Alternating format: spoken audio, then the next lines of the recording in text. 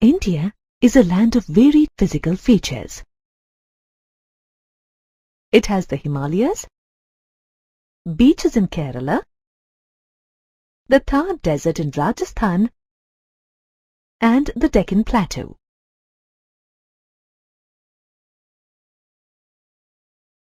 Even the color of the soil varies from one region to another.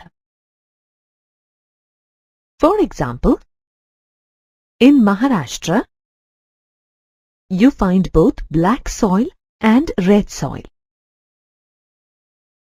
But in Madhya Pradesh, you will find only red soil. This variation in soils is due to the kind of rocks from which they are made. The relief and physical features of India have evolved through different geological periods.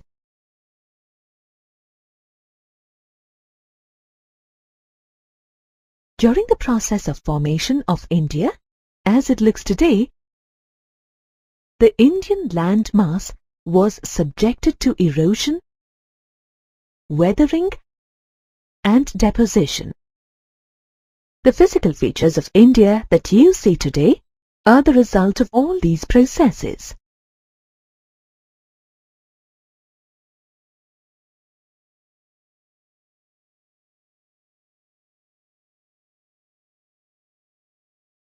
No one knows exactly how India was formed. However, scientists have several theories that try to explain the process. One such theory is the theory of plate tectonics. According to this theory, the Earth's crust is formed from 7 major and some minor plates.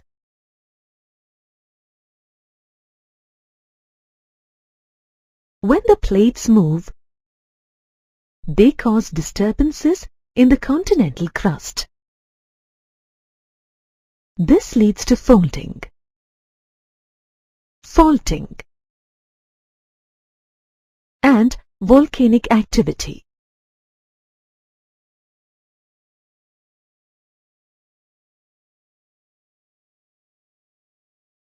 In fact, most volcanoes are located at the edges of the plates.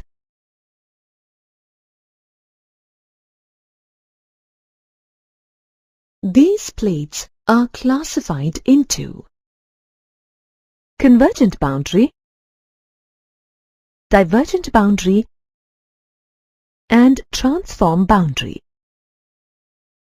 Convergent boundary is formed when two plates converge or move towards each other. Divergent boundary is formed when two plates move away from each other. Transform boundary is formed when two plates move towards each other, but finally end up sliding past each other.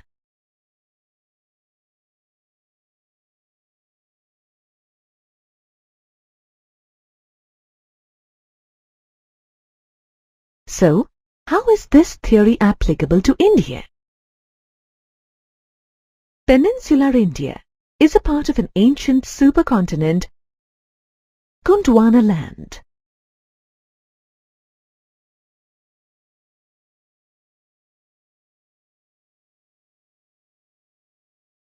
Gondwana land originally consisted of a number of land masses, including South America, Africa, Australia, and Antarctica, as well as the Indian subcontinent, all joined together.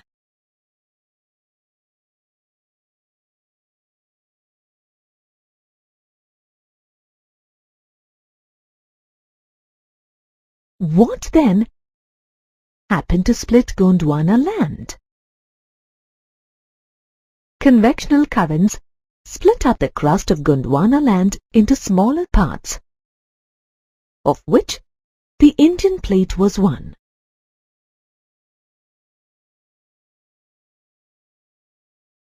The Indian plate drifted north till it collided with the Eurasian plate. The collision caused the sedimentary rocks in the Tethys Sea to be lifted upwards. This is how the Himalayas were formed.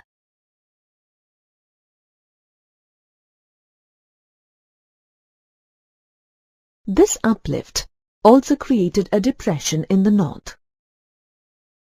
Over time, this depression formed a basin that got filled with the sediments of rivers flowing from the mountains. We now know this area, which is rich in fertile alluvial soil, as the northern plains of India.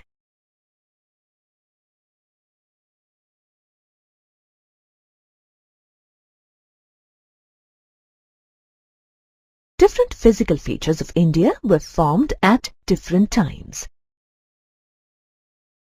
The oldest physical feature is the Peninsular Plateau.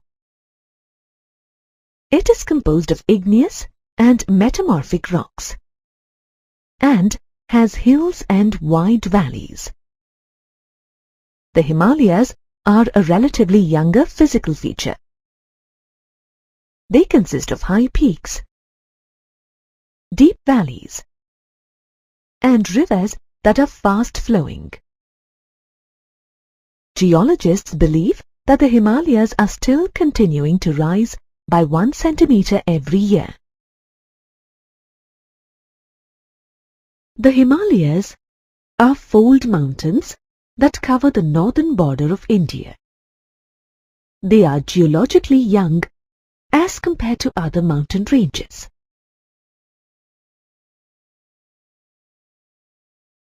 The Himalayan range is the highest and the most rugged mountain range in the world.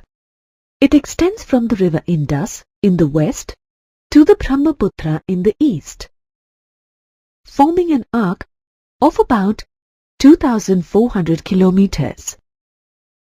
The width of this range varies.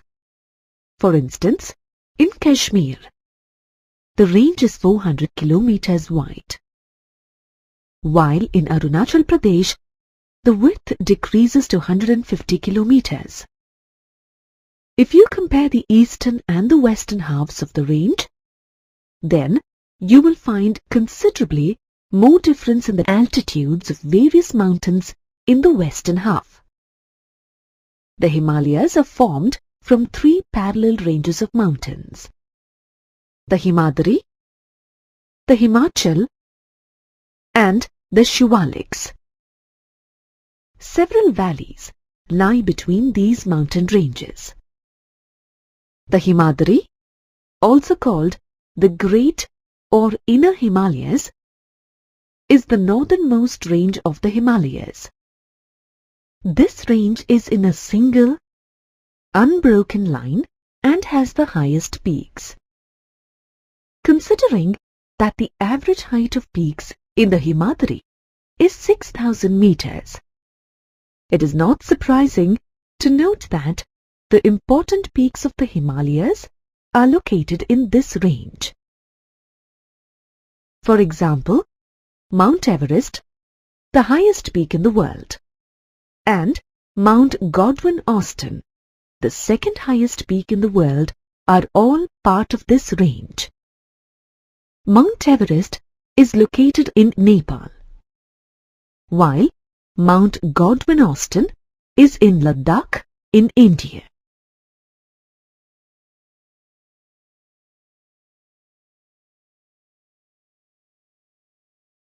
As mentioned earlier, the Himalayas are fold mountains. However, the Great Himalayan folds are not completely symmetrical. This is why the peaks dip slightly away from the center. The core of the Himalayan range is composed of granite. The lofty heights of the mountains of the Great Himalayan range mean that the peaks are snow-clad all the year round. As a result, no vegetation grows on these mountains. However, several glaciers, such as the Gangotri and the Saichen, originate from this range. These glaciers feed rivers that form the source of water for a large part of the population. The Zoji La Pass is also situated in the Great Himalayan Range. This pass is the only link between Ladakh and Kashmir. The next range, which is known as the Himachal, is located south of the Greater Himalayas. The height of mountains in this range is between 3,700 and 4,500 meters, as against the average height of 6,000 meters in the Great Himalayas. Hence, this range is also referred to as the Lesser Himalayas. The average width of the Himachal range is 50 kilometers. This range has the roughest terrain among all the mountain ranges in the world. The terrain of the mountain range is composed of highly compressed rocks that have undergone considerable change in composition or appearance. In other words, the Himachal is made up of altered rocks.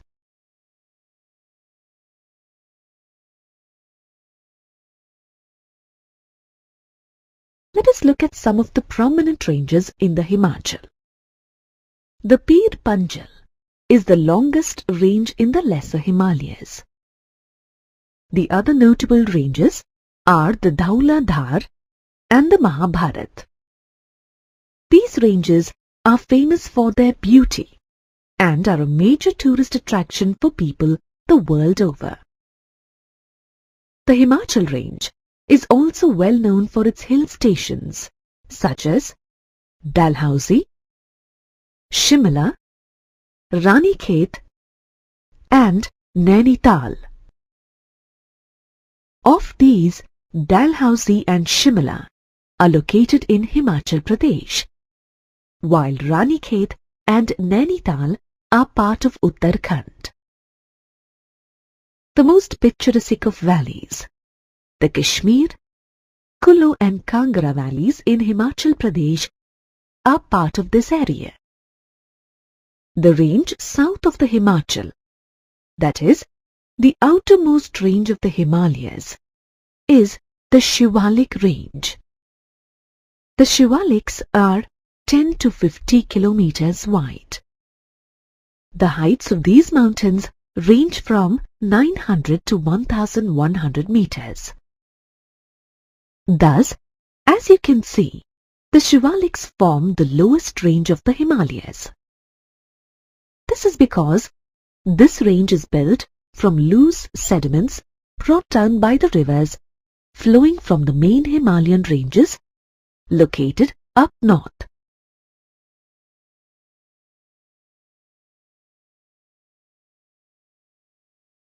The sediment consists of broken stones and soil. Therefore, the valleys of the Shivalik region are covered with thick gravel and alluvium.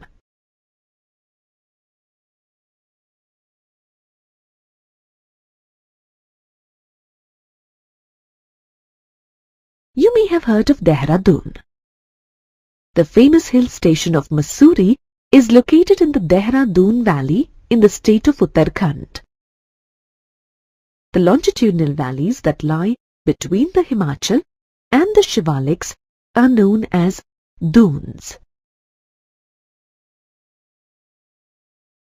That's how the most famous valleys, including Dehradun, Kotli Dun and Patli Dun, got their names. Kotli Dun is located in the Jammu region and is known for its scenic beauty. And you must have all heard about the Jim Corbett National Park. This park is located in the Patli Dun region.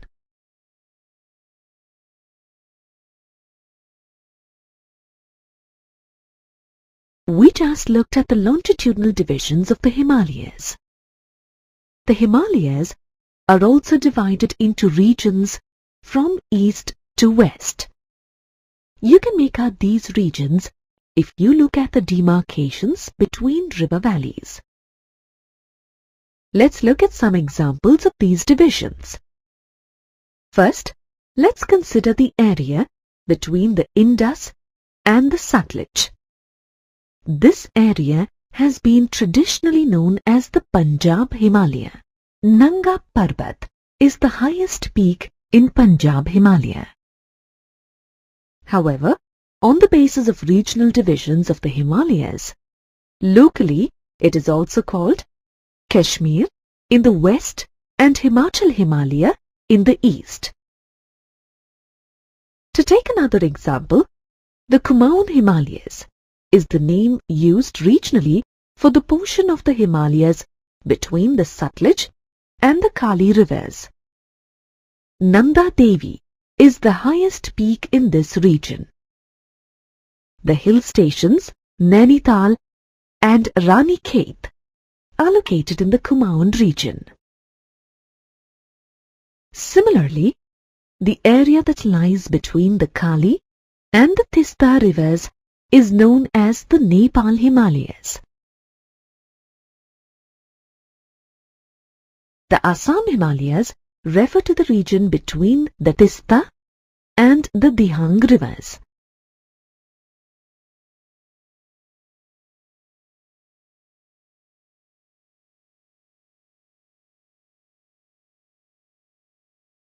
As we move east, we come to the division of the Himalayas called the Puravanchal or the Eastern Hills and Mountains. The Brahmaputra forms the easternmost boundary of the Puravanchal region. The Brahmaputra breaks through the Himalayas to form some deep valleys or gorges. One such valley is Arunachal Pradesh in the Dihang Gorge. Beyond the Dihang Gorge, the Puravanchal hills dip sharply southwards and stretch out along the eastern borders of India. Thus, the Puravanchal hills extend through the northeastern states of India. The Puravanchal hills are covered by thick forests and mostly consist of parallel ranges and valleys. Strong sandstone, a type of sedimentary rock, is the main component of these mountains. Let's take a closer look at the Puravanchal range.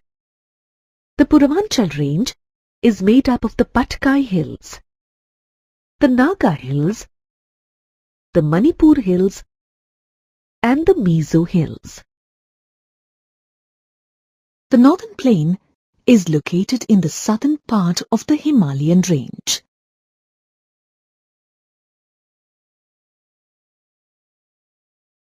The plain is formed from the flood plains of three big river systems: the Indus, the Ganga, and the Brahmaputra.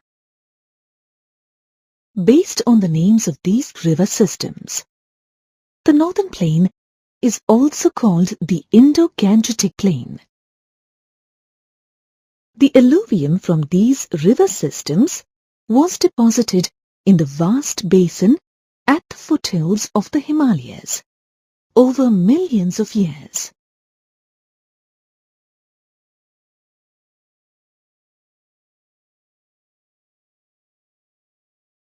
These deposits built up to form the present-day fertile northern plain. The plain spans the area of a small country. Can you estimate the area of the plain? The area of the plain is about 7 lakh square kilometers. The width of this plain varies as you go from north to south. At its narrowest, it stretches across 240 kilometers.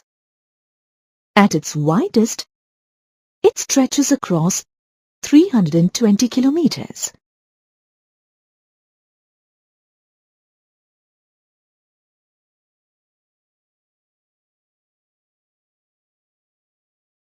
The length of the plain is 2,400 kilometers. As mentioned earlier, the soil cover in this plain is rich and fertile, and water is found in plenty. Combined with a favorable climate for growing several major crops, the northern plain is one of the world's most intensively farmed areas. Therefore, it is not surprising to note that the northern plain is a very densely populated physiographic division of India. Did you know, not just in India, the northern plain is one of the most populated areas on earth. Let's come back to the river systems that helped in the formation of the northern plains. The rivers coming from the northern mountain carry a huge load of eroded soil and debris. As a river flows down towards the plains, due to the gentler slopes, its velocity decreases, and the material carried by it gets deposited on the way.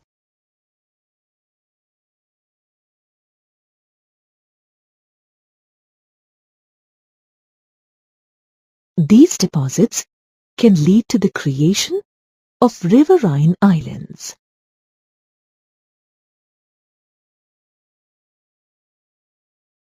For example, in the Brahmaputra river flowing through Assam lies an island called Majuli.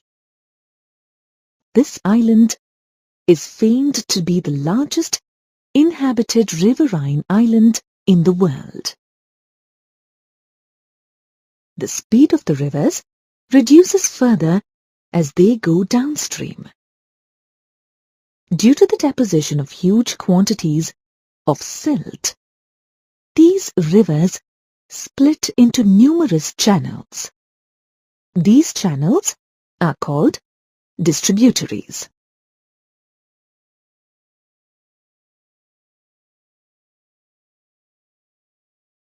The sediments from the mouths of all the distributaries collect to form a delta. For example, the Ganga-Brahmaputra delta is an important part of the northern plain.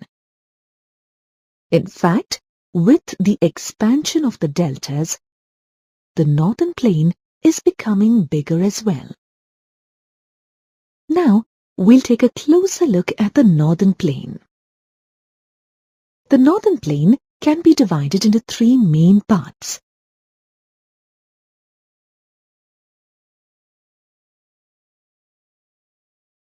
Starting from the top, the western part of the northern plain comes first. This part is formed by the Indus and its tributaries.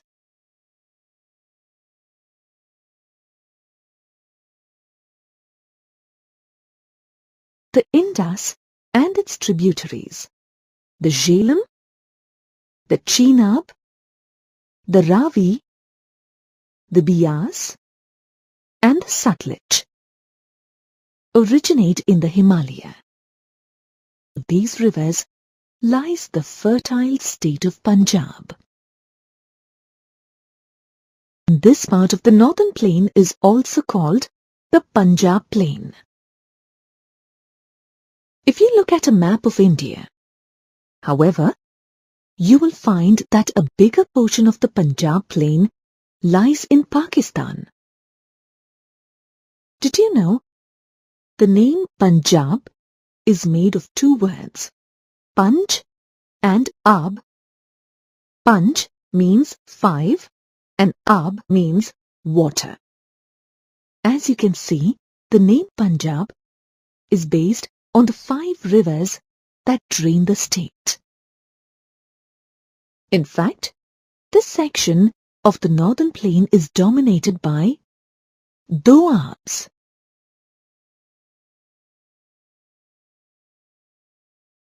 Do means two and ab means water. So, a doab is a piece of land drained by 2 water bodies. The map shows the doabs that comprise Punjab. For example, Jech Doab lies between the Jhelum and the Chenab river.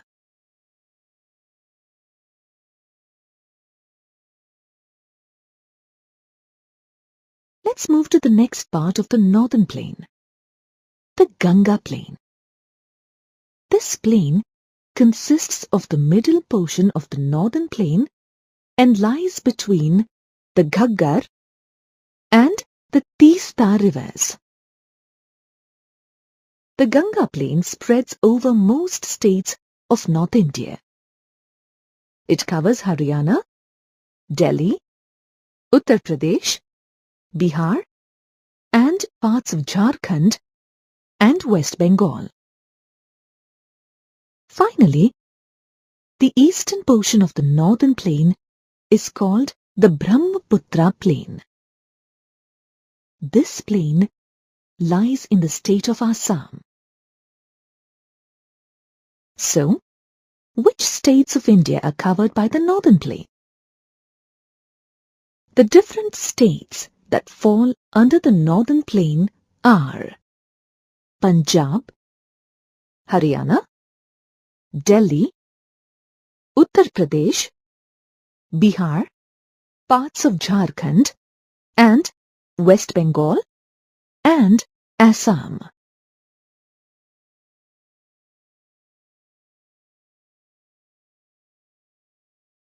What kind of relief features do you think the northern plain displays? People generally think of the northern plain as a region that has uniformly flat land all across. That's not quite true. You can find quite a bit of variety of relief features in the northern plain.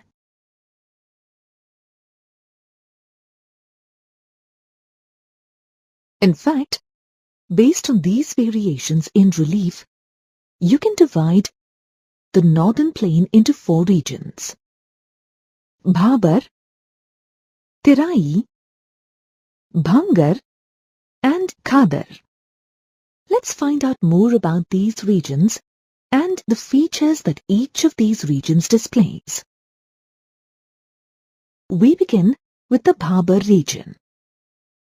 The Bhabar region is a narrow belt of level surface in the northern plain, lying parallel to the slope of the Shivaliks. This region is about 8 to 16 kilometers wide.